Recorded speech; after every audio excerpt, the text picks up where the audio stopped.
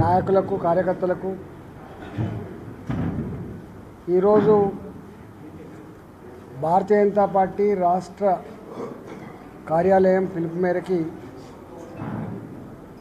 ఇవాళ మమ్మల్ని తర్వాత కాసం వెంకటేశ్వర గారు అనేక మంది నాయకులు పెద్దలు ధర్మారావు గారు సీతారాం ఇప్పుడు మహబూబాబాద్ జిల్లాలో కొన్ని మచ్చుకు మేము తిరగబోతా ఉన్నాం.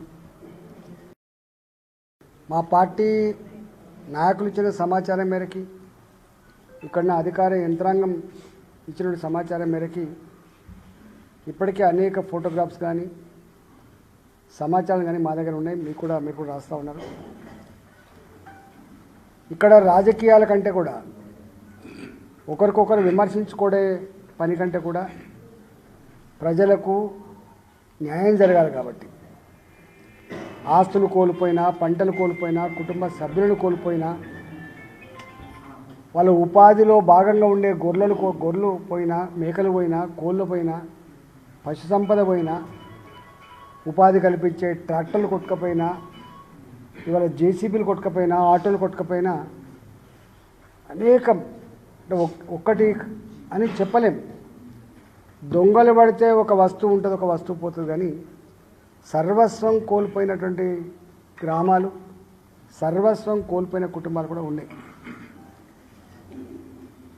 ఇక్కడ ప్రభుత్వాన్ని మేము డిమాండ్ అని కాదు కానీ తక్షణమే స్పందించమని చెప్పి కోరుతున్నాం.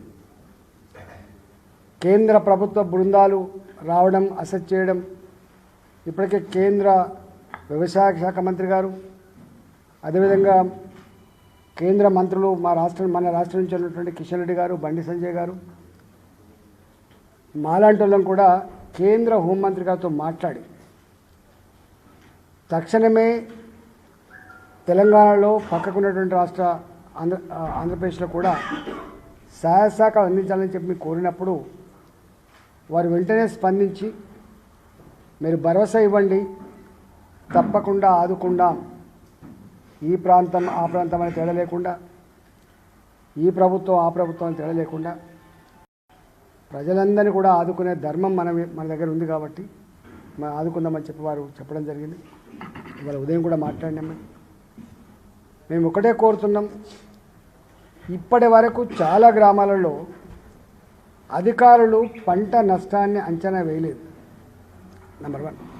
దీని మీద రెవెన్యూ యంత్రాంగాన్ని, ఎందుకంటే జిల్లాలు చిన్నయని 33 జిల్లాలకు 33 మంది కలెక్టర్లు వచ్చిన తర్వాత అసలు 2 రోజులనే మొత్తం కలెక్టర్ మొత్తం తిరిగేటువంటి ఆస్కారం ఉన్నటువంటి ఈ రోజులలో ఎక్కడ కూడా పెట్టిన ఇసుక మెటలు కావచ్చు, కోతపడ్డ పంట పొలాలు కావచ్చు, కొట్టుకపోయిన పంటలు కావచ్చు, నీట మునిగిన పంటలు కావచ్చు, చెర్లు తెగిపోయి కొట్టుకపోయినటువంటి లక్షలాది రూపాయల మత్స్య సంపద కావచ్చు, ఇవాళ కూలిపోయిన ఇళ్ళు కావచ్చు, ఇళ్లకు నీళ్ళొచ్చి సర్వస్వం కొట్టుకపోయినటువంటి ఆస్తులు కావచ్చు, ఇట్లాంటి వాటి విషయంలో ఇప్పటిదాకా ఏమీ అసెస్మెంట్ లేదు. నేను ఒకటే కోరుతున్నా, ప్రభుత్వం తక్షణమే ఇవన్నిటి పట్ల ఒక అసెస్మెంట్ చేయమని చెప్పి కోరుతున్నా. ఇప్పటి వరకు పిడుగుబడి చనిపోయిన వాళ్ళకి కానీ, వాగులలో కొట్టుకపోయి చనిపోయిన వాళ్ళకి కానీ ఒక రూపాయి కూడా రాలే. మేము అంటున్నాం ప్రభుత్వాన్ని, తక్షణమే మీరు ఏదైతే తక్షణ సాయం కింద అందిస్తామని చెప్పి ప్రామిస్ చేసిండ్రో వెంటనే ఇవ్వాలని చెప్పి మేము డిమాండ్ చేస్తున్నాం.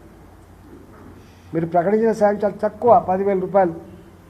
మొత్తం కలిస్తే ఖమ్మంలో కొట్టుకపోయిన ఇళ్ళు మునిగిపోయిన ఇళ్ళు 5,000, 6,000, 10,000 తెలియదు. కానీ వీళ్ళు ఇప్పటిదాకా అనౌన్స్ చేసిన సాయం 10 కోట్లు 15 కోట్లు కూడా లేదు. కేంద్ర ప్రభుత్వ పరంగా విపత్తు నిధి కింద ఇప్పటికే 1,300 కోట్ల పైచిలకు ఉన్నట్టుగా మా దగ్గర లెక్కలు. మరి రాష్ట్ర ప్రభుత్వం చెప్పాలి, గతంలో వాడుకున్నారా, వాడుకుంటే యూటిలిటీ సర్టిఫికెట్లు రాష్ట్ర ప్రభుత్వం ప్రొడ్యూస్ చేయాలి.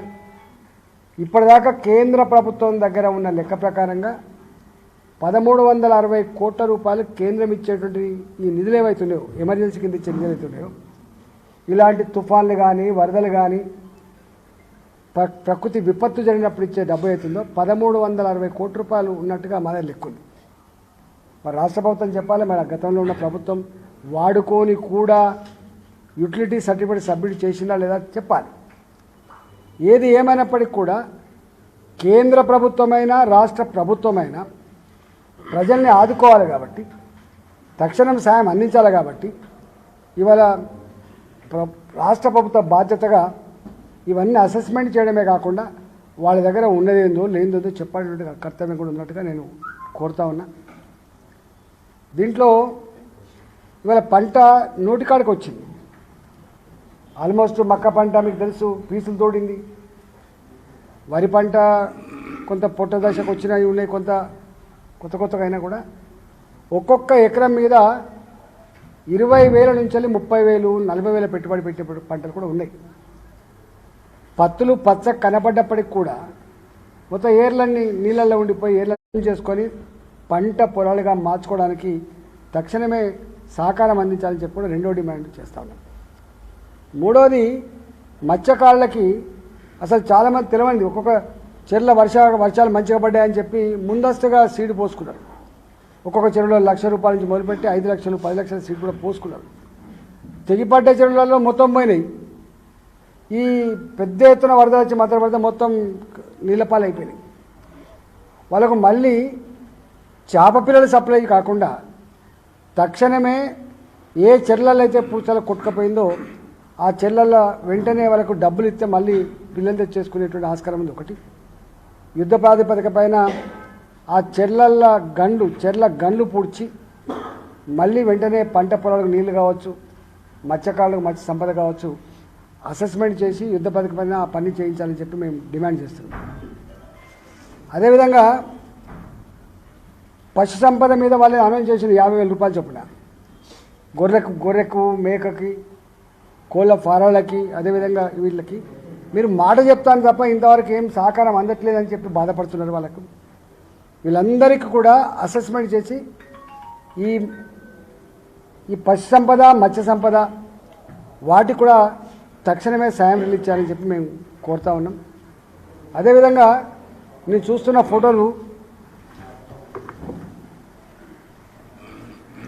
మామూలు నష్టం జరగలేదు. జేసీబీలు కొట్టుకపోయి ఇట్లా ముద్ద బొమ్మలకి అయిపోయినాయి. జేసీబీలు, ట్రాక్టర్లు, తర్వాత ఆటోలు కొట్టుకపోయి ముద్దలకి అయిపోయినాయి. మొత్తం తక్షణమే మళ్ళీ గ్రామాలకు ట్రాన్స్పోర్ట్ పునరుద్ధరించాలని చెప్పి మేము కోరుతా ఉన్నాం. ప్రభుత్వం వాళ్ళకు సాయం చేస్తుంది, ఇటు సాయం చేస్తుంది అని చెప్పి ఈ మాటలు మాట్లాడేది బంద్ చేసి ఇవాళ ఇతరులను విమర్శించడం బంద్ చేసి వీళ్ళు వత్తలేరు వాళ్ళు వత్తలేరు. ప్రభుత్వం నీ బాధ్యత ఫస్ట్. ప్రతిపక్షాలుగా మా వంతు తప్పకుండా సాయం చేస్తాం, మా వంతుగా అండగా ఉంటాం, మా వంతుగా సూచన సలహా ఇస్తాం. కానీ చేయాల్సింది ప్రభుత్వం కాబట్టి ఎప్పుడైనా మీరు కేంద్ర ప్రభుత్వం నేరుగా రాదు. కేంద్ర ప్రభుత్వ పరంగా మీరు కోరితే వాళ్ళ టీంలు వస్తే అసెస్ చేస్తుంది, దాని ఆధారం కొంత సాయం చేస్తే మళ్ళీ మీ త్రూ ఇవ్వాల్సింది తప్ప కేంద్ర ప్రభుత్వం నేరుగా ఇచ్చే ఆస్కారం లేదు. కాబట్టి మీరు వాళ్ళ మీద వీళ్ళ మీద విమర్శలు మాని ఎప్పుడు ఇట్లాంటి రాజకీయాలు ఇట్లాంటి చిల్లర మాటలు మంచివి కాదు. ఇప్పుడున్నటువంటి పరిస్థితులలో మనం ఐక్యంగా ప్రజలకు ధైర్యాన్ని, ప్రజలకు మేము ఉన్నటువంటి మద్దతుని, ప్రజలకు నిజమైన సహకారాన్ని అందించి ఆదుకోవాలని చెప్పి మేము కోరుతా ఉన్నాం. ఈరోజు ఈ మహబూబాబాద్ అదేవిధంగా ములుగు ప్రాంత ప్రజానీకానికి భారతీయ జనతా పార్టీ పరంగా కూడా ఉన్నంతలో తప్పకుండా ఇప్పటికే మా కార్యకర్తలు కానీ మా నాయకులు కానీ